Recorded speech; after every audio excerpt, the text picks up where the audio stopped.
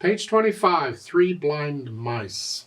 Very famous melody. Let's look it over. There's nothing new. We're just using stuff we've already had. It's a whole page long.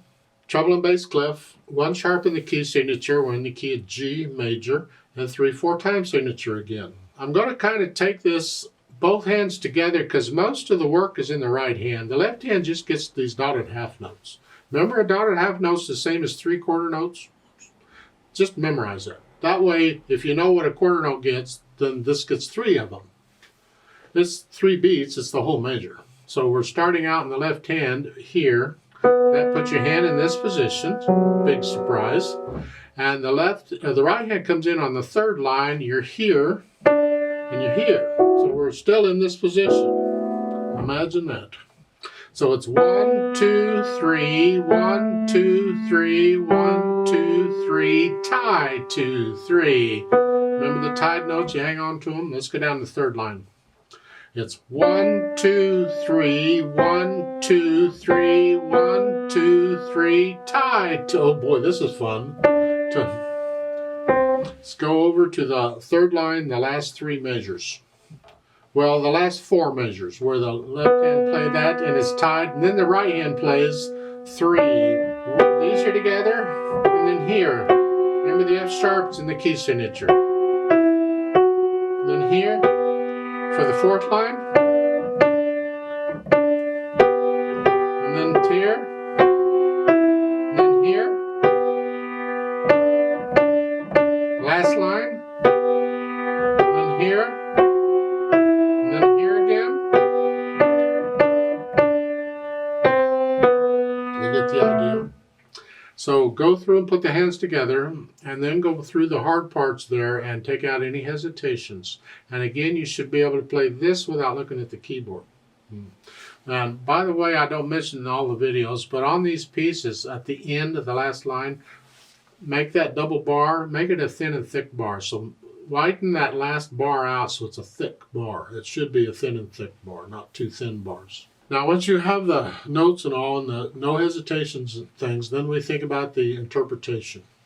In natural accents, for 3/4 time, 1, 2, 3, 1, 2. We want to feel it. 1, let the wrist claps on that. At the beginning, that's all you're playing is so they're all about the same. And the 3rd line, 1, 2, 3, 1, 2, 3, 1, 2, 3. Feel these natural accents. Let's go to the 4th line. As you're here, 1, 2, 3, 1, 2, 3.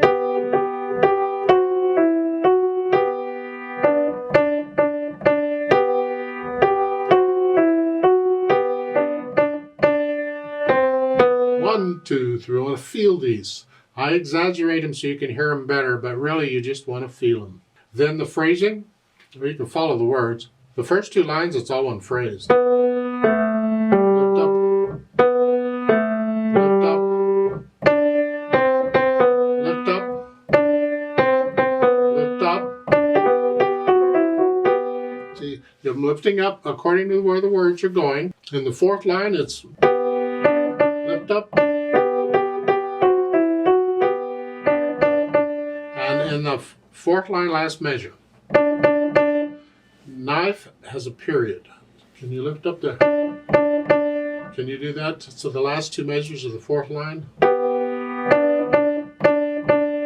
That's kind of tricky. If you can't, don't worry about it. Just run them together.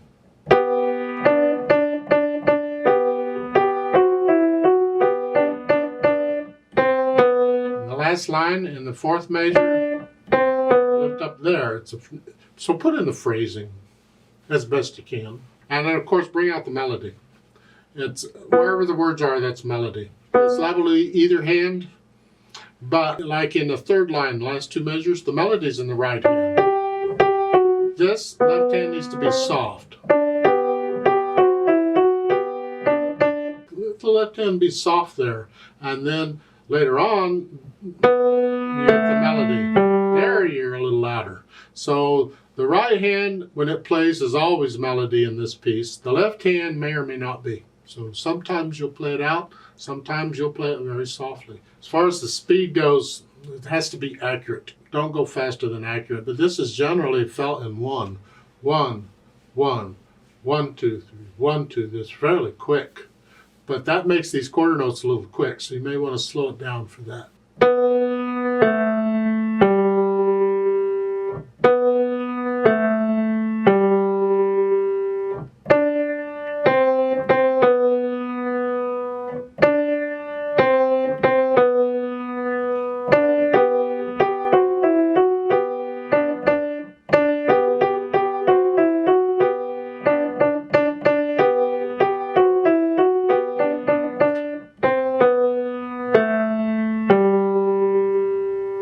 One little gotcha in here, and you got to watch out.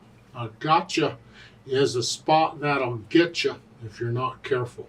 Look at the third line, the last 3 measures. You have here in the left hand, and you start here. That is a dotted half note. You should hold that down the full 3 counts. So you're going to hold it down as you play that. Right? You're connecting that. You can't connect that. The tendency is to lift up when you play the quarter note. Here.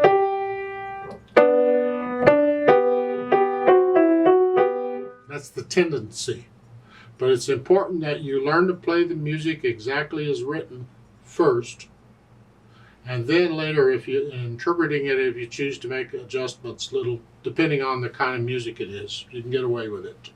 Here, we want to hold that down as we play that. Later on, as we're interpreting it, if we feel like lifting it up and putting a rest there in the left hand so that D is by itself, that's part of interpretation. Now, I wouldn't do that kind of thing like in classical music or something there. The composers there were very picky. You play it the way it's written. But this is an arrangement of a little tune, a little kid's tune. And you can rearrange it after you learn to play it the way it's written. Let's play this together very slowly to check the notes and the rhythms. I'm going to play both hands about the same. So I'll give us 3 counts. 1, ready, go. 1, 2, 3. 1, 2, 3. 1, 2, 3. Tie. 2, 3. 2, 3. 2, 3. 2, 3. Tie. 2, 3. 2, 3. 2. 2, 3. Tie. 2, 3. 2, 3. 2. 2, 3. Tie. 2.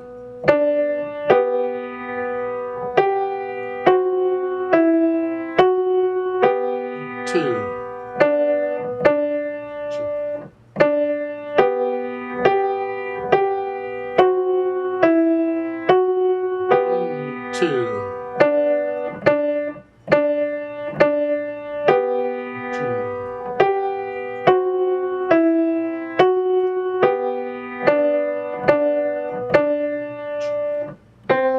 1, 2. 3, 1, 2, 3, 1, 2, 3, tie, 2, 3, off.